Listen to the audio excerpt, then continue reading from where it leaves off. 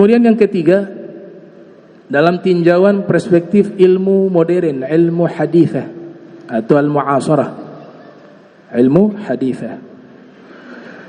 Jadi angin ini disebutkan oleh para ilmuwan, ada beberapa ilmu modern yang memang temanya pasti membahas angin. Yang pertama disebut dalam bahasa Arab ilmu zawahir at-tabi'ah, atau bahasa modernnya ilmu meteorologi.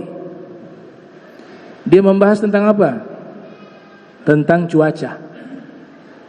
Kalau membahas tentang cuaca, gak bisa lepas dari pembahasan tentang angin, karena angin itu yang menentukan cuaca.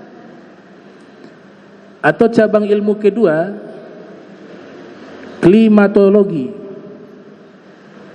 Klimatologi, atau dalam bahasa Arabnya itu disebut ilmul munakh, ilmu yang membahas tentang iklim. Pasti tema yang dibahas adalah angin. Salah satu subtema yang dibahas adalah angin. Atau ilmu modern namanya geofisika, ya, ilmu tabiatil ard. Kalau geologi ilmu bumi, ilmu ard. Geofisika ilmu yang membahas tentang bumi, yang menggunakan prinsip-prinsip, rumusan-rumusan ilmu fisika. Makanya dinamakan geofisika. Subtemanya angin di situ. Nah, muncul ilmu modern dan juga para ulama kosmologi. Dulu abad ke-6 Hijriah ada seorang ulama Islam. Beliau ini pakar bukan hanya satu bidang ilmu. Memang ilmunya hanya satu ilmu, namanya ilmu kosmologi. Ilmu yang membahas tentang sejarah alam semesta. Ulama bernama Al-Qizwini menulis kitab Ajaibul Makhluqat wa Garaibul Mawjudat.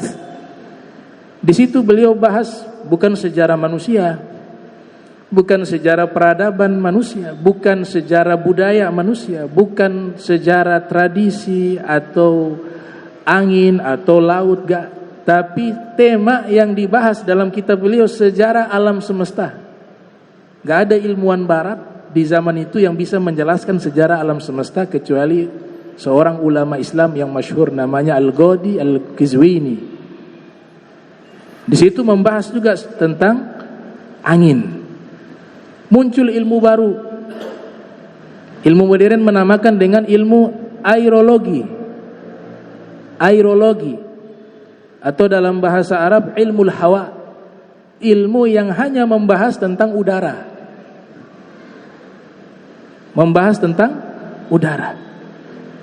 Nah, ini perkembangan ilmu-ilmu modern tentang angin, tapi sumbernya itu mereka merujuk kepada kitab-kitab ulama Islam.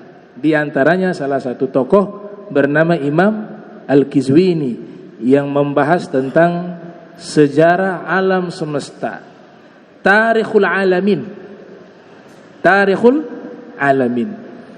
Nah, di situ beliau katakan beliau termasuk tokoh yang mengingkari alien. Alien itu tidak ada.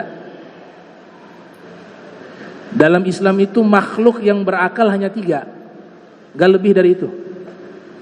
Al-Quran menegaskan itu, hadis menegaskan itu. Kita sebagai orang mukmin gak boleh keluar dari aturan itu. Artinya apa? Jangan percaya yang namanya alien.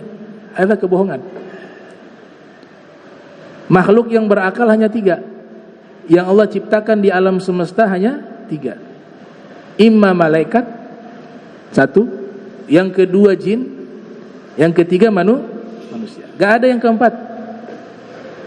Tidak ada yang keempat. Gak ada manusia kera, gak ada. Kalaupun ada, dalam teori Al-Quran ada kelompok manusia yang pernah dikutuk oleh Allah menjadi kera. Itu ada. Kunu qiradah khasi'in. Jadilah kalian kera-kera yang hina. Percaya kita, Al-Quran sudah mengabarkan itu. Tapi bukan mutlak semua manusia dari kera. Saya rasa kita akan tersinggung Ente punya tete kera ya? Marah. Walaupun yang membuat teori tersebut Darwin, teori evolusi, sekalipun yang buat teori itu kalau bilang kamu punya buyut monyet ya, dia marah. Kenapa? Ya karena secara fitrah kita bukan berasal dari hewan. Kita berasal dari Abul Bashar, bapak moyang manusia, Nabi Adam. Ini hati-hati nih, zaman sekarang ada juga yang mau otak-atik. Katanya Adam itu simbol, bukan sosok manusia. Jadi banyak Allah ciptakan Adam-Adam lainnya di zaman itu. Hati-hati nih, pemahaman liberal. Kalau Adam itu simbol, terus Nabi Adam itu bagaimana? Syarat orang menjadi nabi harus orang. Kemudian disebutnya Nabi Adam hanya satu nabi yang namanya Adam. Nabi Adam bukan simbol, Nabi Adam sosok manusia pertama. Imam Nawawi dalam kitab Tahdzibul Asma' wal Lughat menyatakan julukan Nabi Adam Abul Bashar. Adam artinya permukaan tanah, adimul ard, karena diciptakan dari berbagai unsur tanah yang ada di bumi. Kemudian Allah ciptakan jadi Nabi Adam. Nah, ini teori-teori semacam ini, nah kita harus kesampingkan. Kita sudah punya Al-Quran. Al-Quran itu sudah mengabarkan segala sesuatu, tidak ada yang luput. Kalau masih belum lengkap, baca kitab tafsir. Kitab tafsir ada ratusan ribu, bahkan bisa sampai jutaan. Kalau dulu di zaman invasi Mongol tidak menghancurkan kitab-kitab, mungkin jumlahnya bisa jutaan kitab tafsir Al-Quran. Itu membuktikan Al-Quran mampu menjadi solusi di setiap zaman, mampu menjelaskan hal-hal yang kadang-kadang tidak mampu dijelaskan oleh ilmuwan-ilmuwan. Dalam Al-Quran mampu lewat tafsiran-tafsiran para mufassirun.